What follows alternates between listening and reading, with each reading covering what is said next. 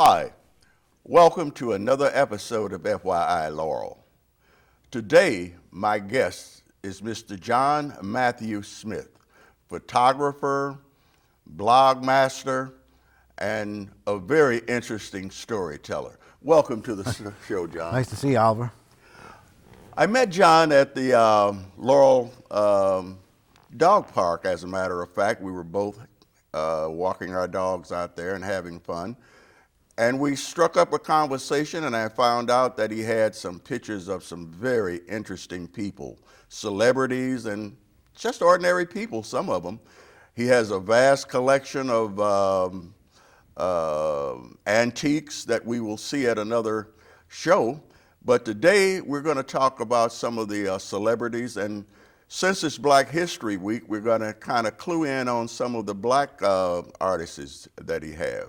But first of all, John, how did you get into this business? Well, it's interesting. Years ago, I went down to D.C. on an errand, and I thought, well, I'm going to buy myself a 35 millimeter camera. I never had one, and this was in 1990, and I bought one, and I arranged it to go down that particular day because I knew Mikhail Gorbachev was going to be in D.C. Don't ask me why. I love Gorbachev for what he was doing with the world, and I thought, well, why should just be down there, and maybe I'll run into him, or not run into him, maybe I'll see him, or who knows. Anyway, I bought this camera, and if you know from way back then, he would jump out of the car every now and then and greet the crowd.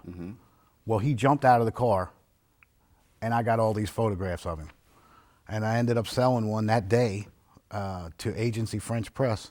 Wow. So for the first day with a 35 millimeter camera, I thought, this photography thing is something I think I need to stay with. So I've sort of... And what year was that? 1990. 1990, so you've been in it about almost 20 years. Yeah, pretty much, yeah. Well, tell me about some of the interesting people that you photographed, and talk about how you got in on those pictures. I know you just don't walk up on a set and take a picture. And how does that happen? Well, a lot of times they have events. You know, the events are what they have what they call a day book. Now every city has a day book. Washington has a day book. You can get it online, or you get it in other places. The day book tells you everything that's happening in that city that day. Of course, some cities don't need a day book. Where I'm from, Baltimore, they don't really need a day book because really nothing happens there. But D.C. has one, and they need one. Anyway, once you get a hold of the information, you call in, and you tell them that you're a photographer. Is it possible you could be placed on the list? You'd like to come by and take some pictures. For the most part, that's not a problem. They don't give you a whole big thing about, well, did you do this or did you do that? I mean, there's a lot of freelance photographers out there, and then that's how you do it. And then you take it from there, so far as trying to market the pictures. In going through some of your pictures, I ran across one of my very, very favorite artists and singers, Lena Horne. Oh. How did you get that picture? Oh, geez, you're going to start this interview off with my best story. Well, that was something. In Baltimore, there was me and another fellow. We had I wouldn't say it was a friendly competition, but it was kind of friendly, but kind of not. It was a competition, though, and we tried to keep each other on our toes when one would do something, and he had photographed Lena Horne. And I was really upset about that. and I thought, well, because originally I always wanted to photograph the icons. That was really all I cared about. Not your garden variety star, but your real legendary and your icons. And Lena, of course, surely is there 100 times over. So I got wind that she was having she was going to have was going to be a birthday celebration for her 80th birthday. This was in '97, and I made some phone calls and assumed I was going to be contacted about whether I was on the list or not, and no contact came through. There was no contact back to me. And I sat up in my room that morning, and I was used to going to D.C. on the spur of the moment, and maybe I'd get in and maybe I wouldn't. Most times I did. But New York's a long way to go if you're not on the list, you know. But at any rate, I sat there and said to myself, well, if I just sit here, I know what I'm going to get. Nothing. Nothing. So let me go and see what happens. So I hop on I took the bus that day. Sorry. And I get up to New York. I'm over at the Lincoln Center. Well, come to find out, even though I was told it was the Lincoln Center, this is not where the press conference / birthday party was going to be. That was kept out of the public, that information. She was going to perform at the Lincoln Center later, so I'm already off to a bad start. But as luck would have it, I happened to catch that inside information, and I went over to the building where it was actually going to be the press conference. It was the ASCAP building. And so I went over there, and I go up to the desk, and there's a gentleman there, and I asked him, I said, my name is John Smith, and I'm wondering if you got me on the list for the press conference. And he said, okay, let me check. Well, he called into the back. He picked the phone up and called. And about 2 minutes later, his phone rings again. He picks it back up. Mr. Smith, I'm sorry, you're not on the list. So I'm like, well, you know, I still figured somehow this was going to work out. Just like I'd found out where the actual press conference was, I wasn't really worried for some reason, you know. But I went down to the hall, the main building, and I thought I would just keep moving through the hallway down there, and maybe Lena would come in, and I just would ask her, you know, I wouldn't just start shooting her. I'd ask her for, hey, Lena, could you pose for a couple or something maybe? But at any rate, this fella came in with all this equipment. He brought all this equipment in, and he was going to the press conference. And I said, you're going to the press conference? He said, yeah. I said, you know, I'm not having any luck getting in there. And he said, well, who are you? I said, my name's John Smith. And when I said I was John Smith and I was from Baltimore, he looked at me like, oh. In other words, that's why he had never seen me before. Right. So we get in the elevator, and I said to him, I said, now, I don't want you to lie. You don't have to lie for me. But please don't volunteer any information. Like he's not with me, you know. So we get out of the elevator, and here's this gentleman comes to greet us as we get out of the elevator. And then I just walked right back with him with total synchronicity, right back into the press room. And but then the new adventure started because they put us in the back of the room because a lot of times they don't treat you so great, you know. And I always relied on being very close to the celebrities to be able to get the best, you know, for the flash to be able to really illuminate them and to get the best details. I couldn't be taking these pictures without a flash from 30 feet. I had no use for them.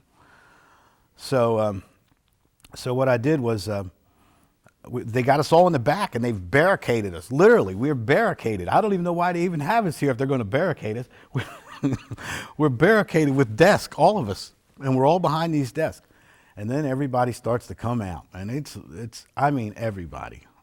See Cleo Lane, Jesse Norman, Stephen Eady, Cicely Tyson, Liza Minnelli. It's a lot of folks, a lot of big names in that room, and they're all coming out. And then here's Lena coming out at the last. You know, she comes out. Well, we're all sitting like I say behind these desks. Well, the gentleman to my right jumped over the desk. Now, I guess I don't have to tell you who the second person over the desk was.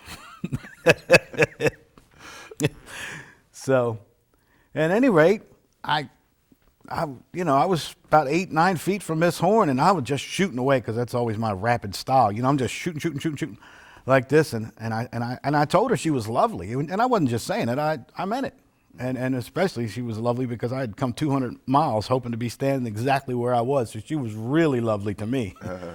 And you know, she looked at me and she said, "I know all about you photographers and your soft soap." Which I knew immediately meant butter up, although I wasn't familiar with that phrase, but I thought that was cute. But yeah, that was quite something. Yeah. One of the other interesting people that I saw in your collection, and she looked like she was feeling sorry for you. And that's Princess Diana. Oh, that's my other best story. Okay. Well, Princess Diana, she was at the Red Cross down in D.C. And I went down there for the press conference, got there early. I always believed in getting there early. There's a lot to be said for that. That way you get a good spot. And so far as taking photographs, your position is really, your position is your perspective. That's everything. I mean, that's everything. If you're off in the corner shooting, your picture's going to look like you were off in the corner. That's what it's going to look like. Well, at any rate, so I was, I had a good spot. And Mrs. Dole, Elizabeth Dole, and Diana came walking down in the courtyard, coming down the little lane to where they were going to sit. And the other photographers, they're all jostling around, and they're all trying to get a shot of them coming down the walkway, which I'm not thinking about that, because I know she's going to land right here at this chair that's right in front of me. You know what I mean? That's what I'm thinking about. So I always stayed focused on that and not getting sidetracked. So, at any rate, she came down and they sat down, and I started taking pictures, and we had a rope there too, and we were like 20 feet away. Oh my God, that's just a kiss of death. It was, I had a little lens, a 70 to 210 lens, but I caught that great photo. And she did feel a little sorry for me, because I was the only person that had this little toy camera. Everybody else was standing there, standing up and with tripods, and the lenses were this long on almost everybody's camera. And my whole camera was this big, And she just looked at me, But, it's not always the strongest that gets the prize, because that photograph was on the cover of U.S. News and World Report. Wow. And it was the bestseller in the history of the magazine. Oh. One of the other interesting photos that I saw in your collection was Morgan Freeman. How did you get to photograph him? I've seen him a couple times, Kennedy Center Awards. He's been at the Mark Twain Awards. So on the red carpet at the Kennedy Center, and then we had a little side area where we had photographs for the Mark Twain Awards. I liked him very much. He's a really down-to-earth person. And since you brought up Mr. Freeman, I've got to tell you, the celebrities, sometimes they get a bad rap, or they're this or they're that. And that hasn't been my experience. There's not very many bad apples that I have met. Now, sports figures, I can't vouch for all them. I know there's some bad apples in the sports. But I'm talking about the entertainers. It's hard to find somebody that really is not pretty down to earth. And my feeling is about that, and this happened with Natalie Cole, that I learned this. It's very humbling when you're that famous. I mean, everywhere you go, people want to say hi or get an autograph or hey, and they feel like they know you and they know your music, and people grew up on your music or whatever your talent might be. But it's really very humbling. And a lot of these people, they realize that they've been given a gift, and that they're sharing it with the world. And they're not egotistical in the bad way that sometimes it's painted. They're really, really down to earth. And believe it or not, the vast majority I've seen, they don't have all the bodyguards either. They're just regular people. They might have an assistant. They have one person walking with them, but not a bodyguard. Just an assistant that maybe holds things if anybody gives them anything, or, So like I say, and again, Morgan Freeman is a perfect example. Yeah. Before we take a short break, I want to go back to Lena Horne for a minute. What birthday was that you said? 80th. 80th birthday, and you can see by the pictures on the screen, at 80, she was still a very lovely lady. We're going to take a short break, and we're going to come back and talk to John about some of his other famous people that he has photographed, and some of the other experiences that he's had in his 20 years of photography. We'll be right back. After Sergeant Matthew Kyle was injured in Iraq, his young wife faced the daunting task of getting their VA benefits. There's a lot of red tape, there's a lot of confusion, there's a lot of forms to fill out. For years, Paralyzed Veterans trained experts have helped injured veterans and their families. We're able to fill out all of the forms and applications and ask for all of the benefits that that veteran's entitled to. You too can help paralyzed veterans. Visit pva.org. We're back, and we're talking to my guest, Mr. John Matthew Smith, photographer. And as you've heard at the top of the show, or seen at the top of the show, he has some very interesting photographs of different celebrities. But now we're going to talk about some of the letters and correspondences that he has from famous celebrities. John, what have you got there?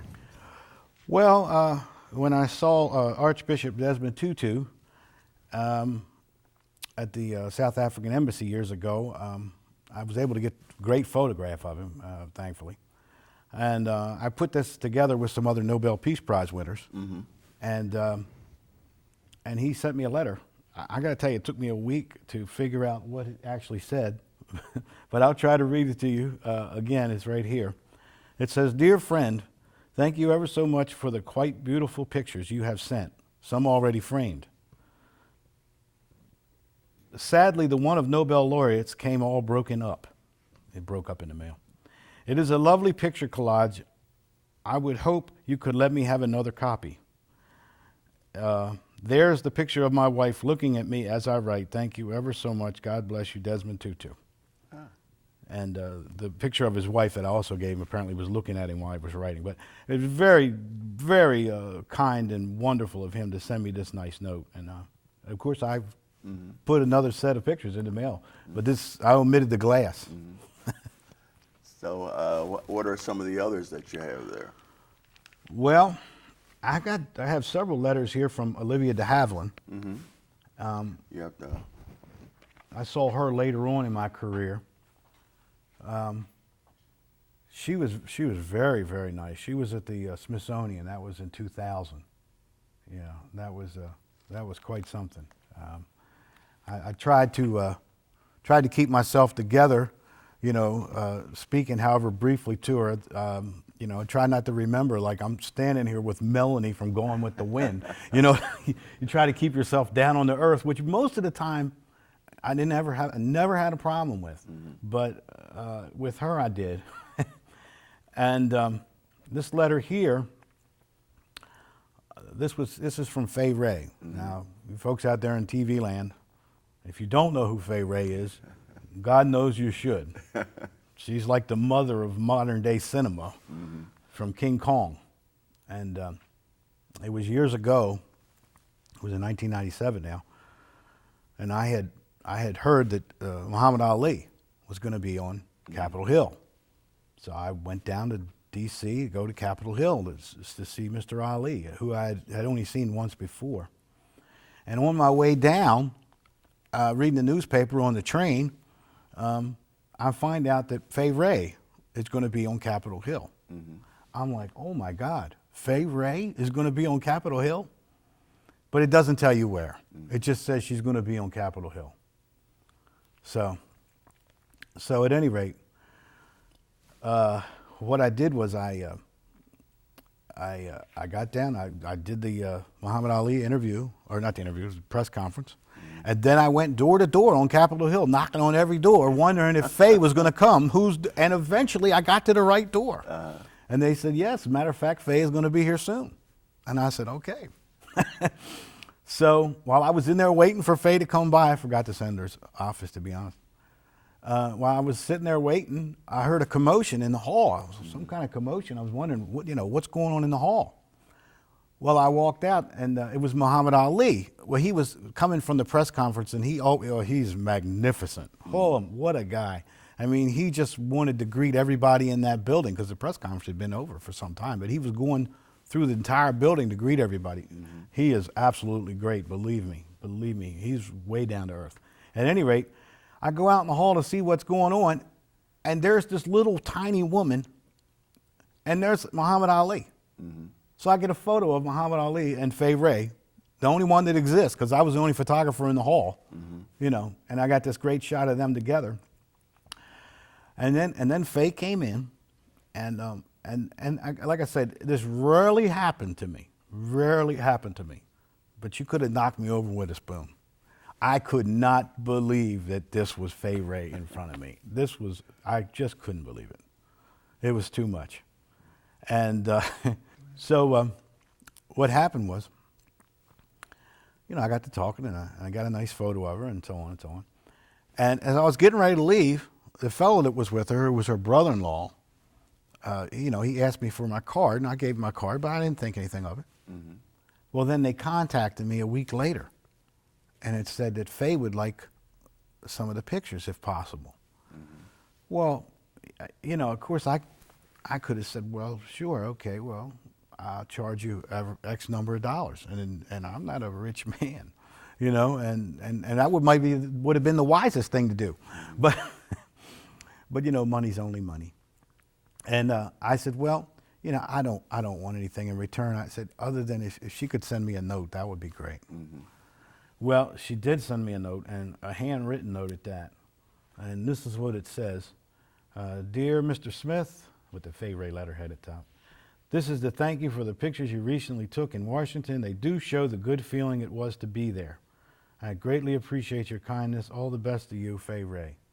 And it's interesting because I realized then also that the photos showed what a good time it was. It showed the feeling of that day. Mm-hmm. And I realized that a really good photo would put you there again. Mm-hmm. That really was the definition of one of the definitions of a great photo, to make you feel that you were there again. Mm-hmm. Mm-hmm. So that's a great story.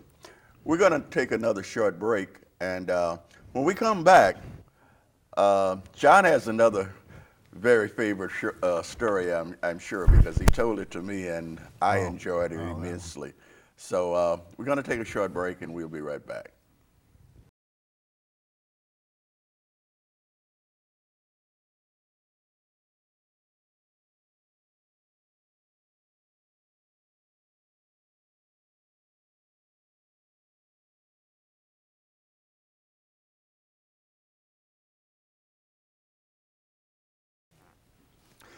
We're back with our guest, Mr. John Matthew Smith, and I've been asking John about my favorite stories that I've heard him talk about. Now I'm going to let him tell you some of his favorite things, especially about Black history and his experience of Black history. John, talk to me about some of your experiences and some of the Black artists that were your favorites. Well, I grew up in Carroll County. The one class that I really liked was social studies. My teacher's last name was, I think her first name was Jane, and last name was Scott.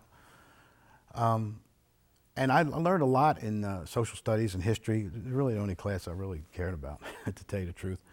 And we had a very elaborate education in Black history when I was growing up. Mm-hmm. So that really made me attractive to these larger than life figures. Mm-hmm. To think that maybe that I would ever meet or photograph Rosa Parks was just preposterous that it could even happen. That it could even happen, and to be able to, to actually be in that situation, it's just, and so far as what she did, it has a universality to it. It's a very fundamental thing to be able to sit down. If somebody tells you can't sit down, that's a very fundamental thing. And what she did was incredible. But at any rate, this was back in '93, and it was the 30th anniversary of the March on Washington. Mm-hmm. And I was working part-time with the Baltimore Times newspaper. And the fellow said he's going to pick you up. We're going to go down to the march. So I'm like, okay, good. And I was kind of new at this in 1993 now. I'd just been started. I hadn't, Well, he's from the newspaper. Mm-hmm. So I'm saying, okay, well, he's got some clout. I'm new. He's got the clout. We're going to be okay. you know, we're gonna really rip this place up. We're gonna be good, you know. So at any rate, what happened was, we get down there, and he says, "Come on, let's go, and you can take some pictures of the crowd." And I'm thinking, photographs of the crowd. That's not really what I had in mind. There's crowds everywhere. You know, crowd is a crowd. I couldn't really figure what he was getting at with that. Well, in the process of me photographing the crowd, him and I got lost in the crowd. I didn't purposely do this. We really literally did get lost from each other. So at that point, I said, well, I'm going to go find Miss Parks. That's what I had on my agenda. And God knows I was looking everywhere. And then there was a VIP tent, and I swore she must be in that VIP tent. So I waited outside the VIP tent. Mm-hmm. And here come a woman who I figured was Miss Parks. I just thought so. Seemed like it. Mm-hmm. She would come out of the VIP tent. I put my arm around her, and I looked at her, and I said, "Are you Miss Parks?" And she said she wasn't. But I was determined. At any rate, well, what happened was there was some guards. They were at the steps of the memorial, and a lot of people were clamoring to go up. And at one point, the guy looked at me like, "I can't tell you that you can go. I can't say go ahead, because this crowd will kill me if I let you up and not them. But if you just go up," you know, without me saying, he kind of threw that message to me, so I shot up the steps. So at any rate, I get up there, and I went up to the very top of the top steps. And I was standing there, you know, just wondering, waiting for whatever was going to happen. And to my left, Mrs. Coretta King. Kaiser brings tears to my eyes even now. Mrs. Coretta King just walked right next to me, and I started to shake. I started to shake. I tell you,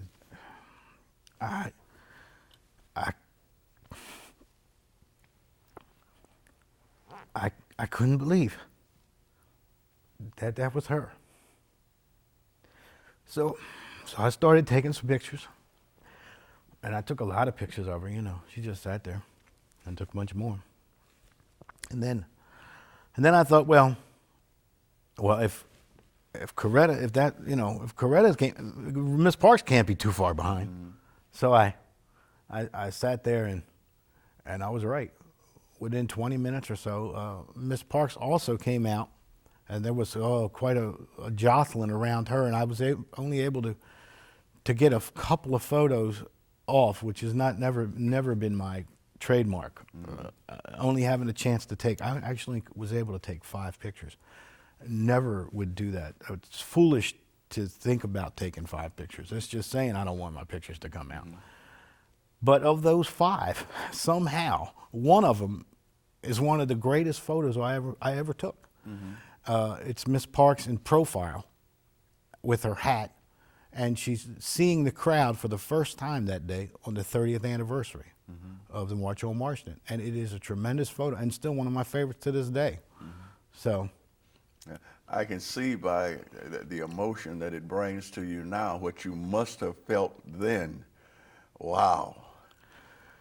Well, you know, that's, I think, part of why I did the things I did, because I had to drive. I had to drive. I knew that if this certain subject, I wasn't able to photograph them, I was letting history slip through my hands. Mm-hmm. And I never wanted to see history slip through my hands. So I tried to avoid that at all costs. And it, you know, and every time I didn't know that I would go on to photograph Mrs. King on like 9 other occasions. Mm-hmm. I didn't know that. Or Rosa Parks on 7 or 8 other occasions. And I never took for granted, you know, I always put 110% into every single shoot I went on. Again, particularly when it was a an iconic figure in history, you know. And when I think of Mrs. King, the next person that comes to my mind is Mother Teresa. Here, this is another, you know. I never thought I'd see Mother Teresa in person. God knows, you know. She doesn't even live in this country, you know. A buddy of mine called me up early in the morning, very early in the morning. Well, it depends on what time you wake up, I guess. It was only about, I guess it was around 10, but I used to drink a little into the evening and I'd wake up late. This was way back when. You can cut all that out. But at any rate, he calls me and the phone rings and I pick the phone up. He says, John, Mother Teresa's in town. And I'm what? John, Mother Teresa's in town. What? She's in town. You know, so I say, okay, I'll play along. She's in town.